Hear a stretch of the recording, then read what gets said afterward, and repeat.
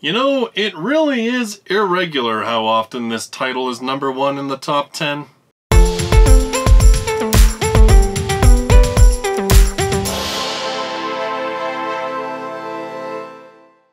Hello everybody, and welcome to another weekly countdown of the top 10 best-selling light novels in Japan, this covering the week of November 12th to the 18th of 2018.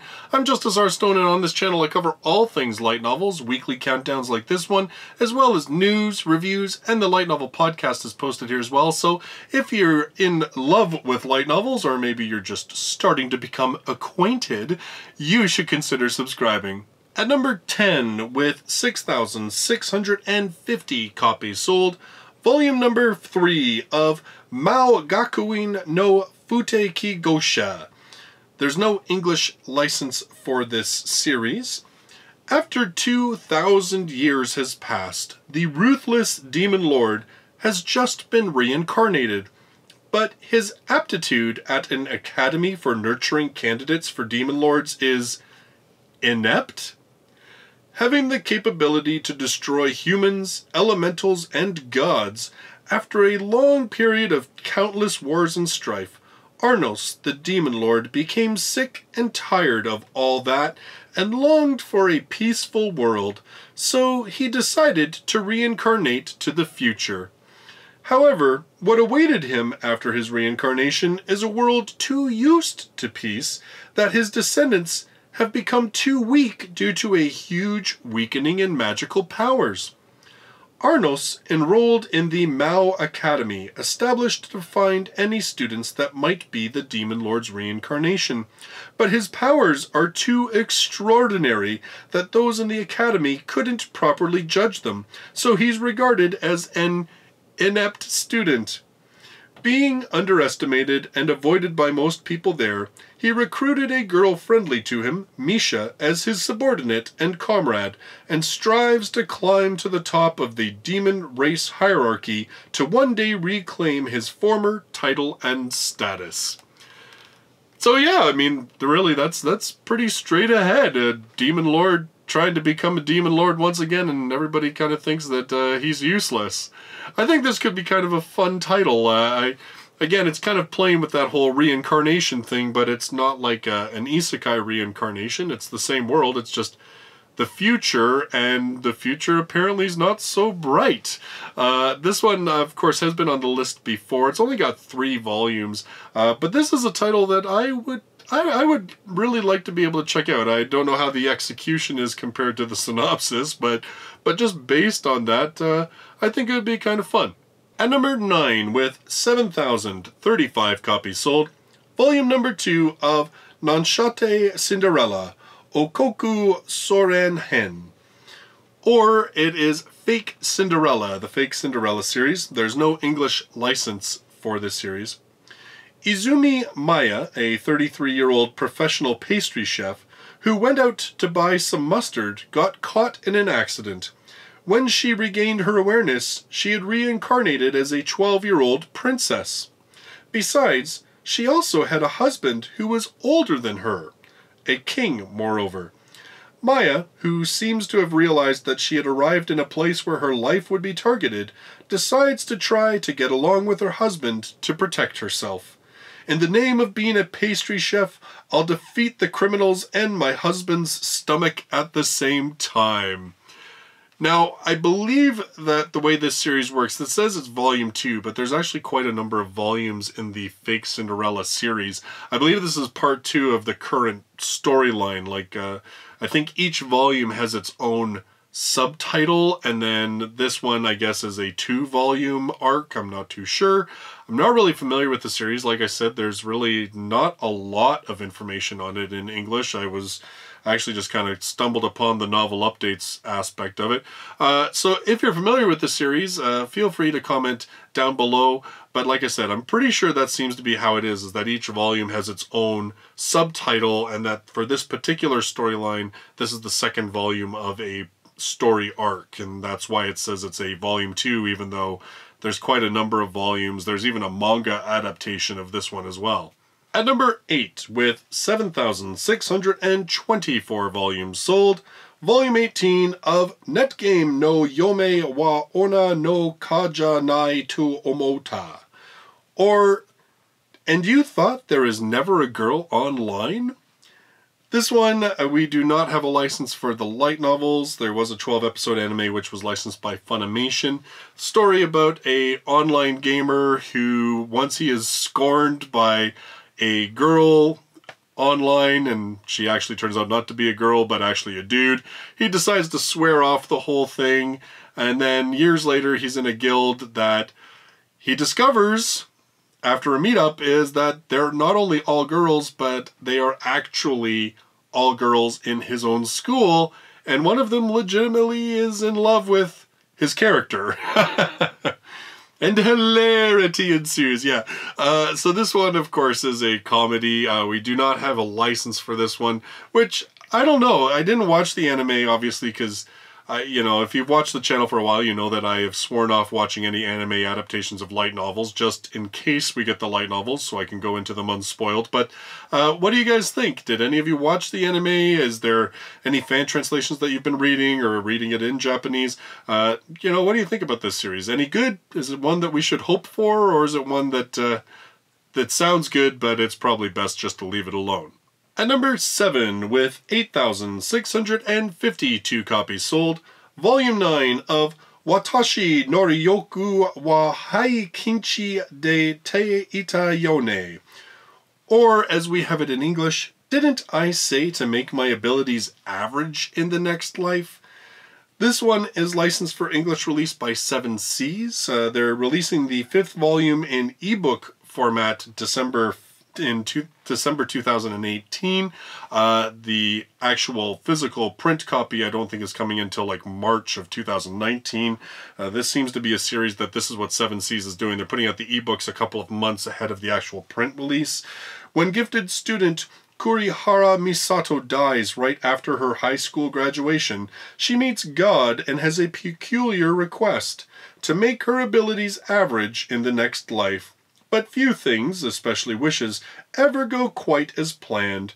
As she navigates her new life as a 10-year-old girl in a magic-filled world, she realizes God has a unique definition of average.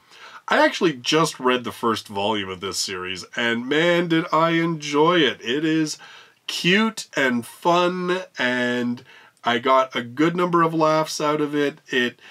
You know, it had enough in it that it was engaging, but at the same time, it didn't feel cumbersome. It didn't feel dark and dank. It was fun. I had a legitimately good time reading that volume, and I am definitely going to be reading more of that series.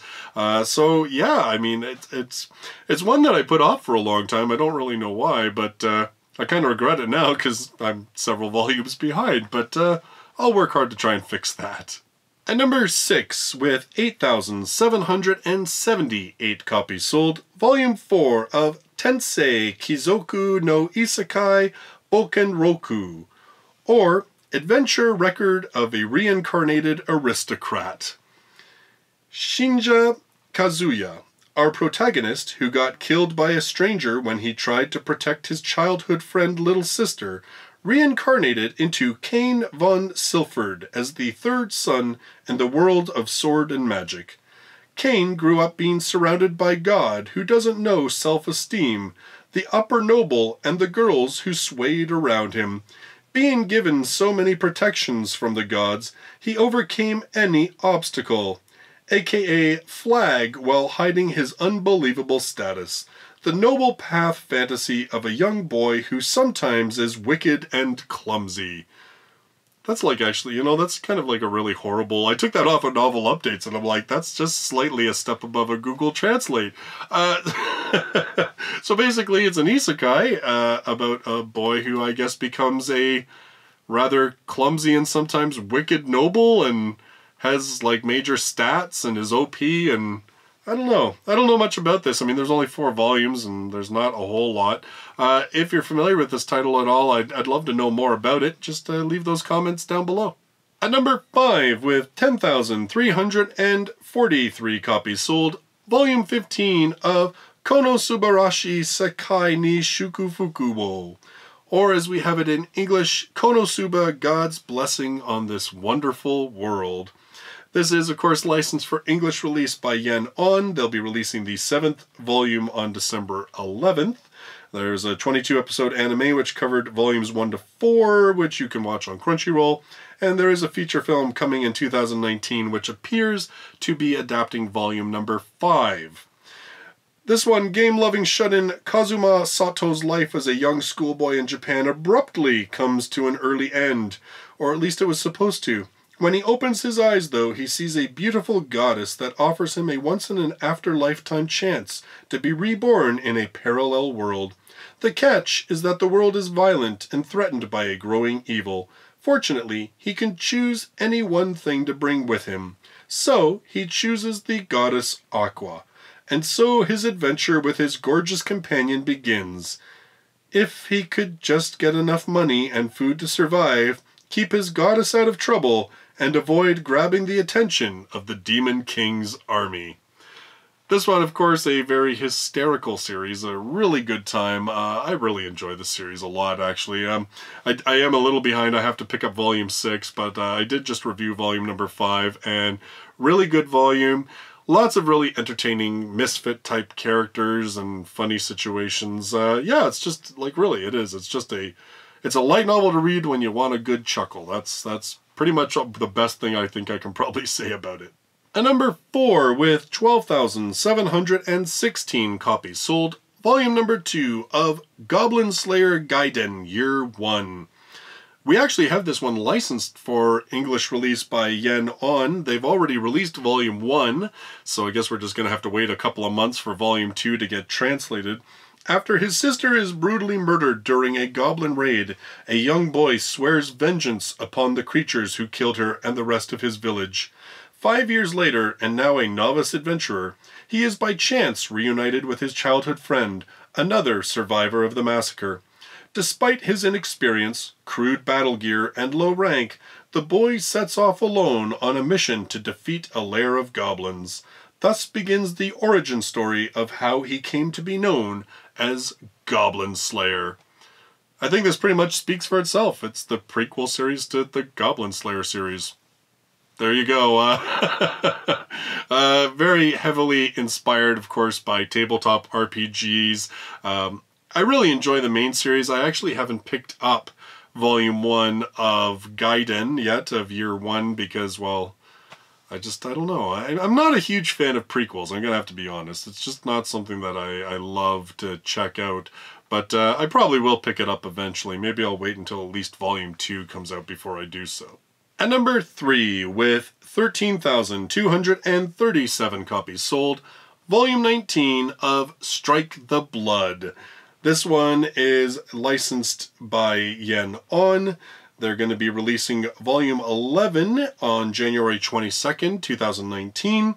Of course, there's a 24-episode anime plus 10 OVAs which have been released, and there is another third OVA season that is coming in 2019. Kojo Akatsuki used to be an ordinary high school boy, but that was before he became the 4th primogenitor, the most powerful vampire of all time. Worse, he doesn't even remember how it happened. Middle schooler Yukina Himaragi, meanwhile, is the attack mage sent to observe him, and to stop him if he gets out of control. But was it really a good idea to send a cute girl to observe a massively powerful vampire boy whose abilities activate whenever he gets aroused? And on an artificial island populated with all manner of demonic individuals, each with their own designs on the 4th primogenitor? Now, I've read the first 7 volumes of Strike the Blood. It's a pretty good series. I mean, it's one of those sort of like dependable series, you know? You're like, I know every volume what I'm gonna get. Although, I will admit, around volume 7, they started changing it up a little bit, which was kind of nice, because up until that point, it had been pretty much a monster of the week. Kojo bites a girl, gets a new power, and kicks some butt. I mean, like, that kind of spoils, I'm sorry, but it's true, it kind of spoils like the first 5 volumes or so of the series. But in any case, like I said, they definitely around volume 6 and volume 7, they showed that they can change it up. I do want to continue reading this series because, like I said, it's enjoyable. And I mean, there's not a whole lot of vampire books outside of maybe Monogatari series that we have. So, yeah. I mean, it's, like I said, it's a dependable series. It's one that you can be like, I know what's going to happen. I know what quality I'm walking into. It's a nice sort of just entertaining adventure action type of read. At number 2, with 14,332 copies sold, Volume 15 of Death March Kara Hajimaru Isekai Kyoso Kyoku, or as we have it in English, Death March to the Parallel World Rhapsody. This one licensed for English release by Yen On. They're going to release Volume 7 on January 22nd of 2019. It did have a 12-episode anime which aired January to March of 2018 on Crunchyroll. And the manga is also licensed and being released by Yen Press. Sato, an adult programmer, suddenly noticed that he was thrown into another world wearing casual clothes at level 1. He gained a high level and many treasures after using the 3 times used disposable magic Meteor Shower once.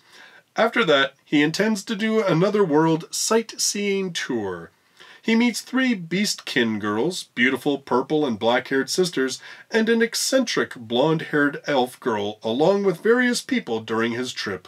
Although occasionally fighting demons and demon lords, this is a heartwarming fantasy story at heart. So it's a guy touring a fantasy world and getting into trouble and checking things out and traveling with his friends. Like, that seems to be the gist of it. I read the first volume. I don't know. It wasn't bad, but it wasn't awesome. I have heard from a number of you that it gets increasingly better. It's one of those sort of like slow burn kind of light novels. I keep thinking that I should go back to it, you know, and I've said that I think every single time this is on the top 10. I'm like, I should get back to that series and read some more of it, but maybe I should just shut up and put up, or just say, you know what, I'm just never going to get there because I've already got 30 light novels that I'm behind on. But nonetheless, again, this is one of those series that it sounds like it's a bit of a slow burn. That it is one that if you really want to get into it, you kind of have to give it a couple of volumes, or at least that is what I have heard from all of you people who know better than I do on this one. Finally, at number 1, with 46,915 copies sold, Volume 27 of Mahoka Koko no Reitose, or as we have it in English, The Irregular at Magic High School. Licensed by Yen On, they're releasing Volume 10 on December 18th of 2018. Of course, there's a 26-episode anime which covered Volumes 1 to 7, but left out Volume 5. You can watch it on Crunchyroll. This one, about a world where magic has actually been turned into a technology, and it follows a brother and sister who enroll at a magic high school. Magic High School. Yeah, it's pretty obvious from the title. In any case, the brother is seen as being a underachiever and is put in sort of the lowest rank class, and the sister is seen as a prodigy and is put in the top ranked class. And of course, it being a light novel series, appearances could be kind of deceiving when it comes to the brother and his abilities. And then from there, it goes in a lot of different places. It's a little bit of a more serious series. It sounds like it could be kind of like a goofball comedy, but in reality, it's not. I mean, there are things like terrorist attacks, and there is a school tournament arc in there, which I think is also attacked by some kind of group. I don't know. Anyway, I did watch the anime of this a couple of years ago. I only read the first couple volumes. At the time that I read them, the anime was still kind of fresh in my mind, so I kind of had a hard time getting into it. But again, this one, stupidly popular in Japan. And I mean, at 27 volumes, still selling, well, this is like its second week in release, and it's already sold almost 85,000 copies. So, incredibly popular still in Japan. Who knows? I've said it before that there were rumors that it was coming to an end. And then other people have said, no, the rumors are that it's just coming to a climax of the particular arc that it's in. Other people don't know, and so we'll just leave it alone and say, hey, it's just still going and still ridiculously popular.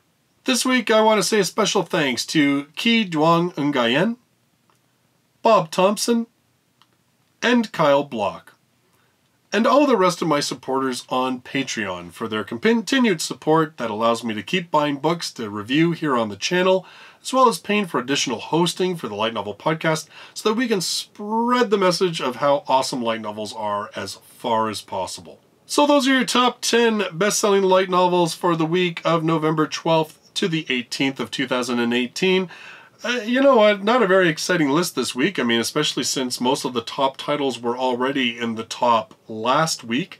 But I did take a look. It looks like there's quite a number of releases coming November 20th and on. So maybe we'll have a big shake-up on the list next week. And, well, you'll just have to come here and find out. So if you're brand new to the channel and you love light novels, or maybe you're just starting to get interested in them, you should consider subscribing. I do this countdown every week, as well as news, reviews, and the Light Novel Podcast is posted here as well. Thank you so much for joining me in this video. I look forward to seeing you in the next one. Till then, bye-bye for now.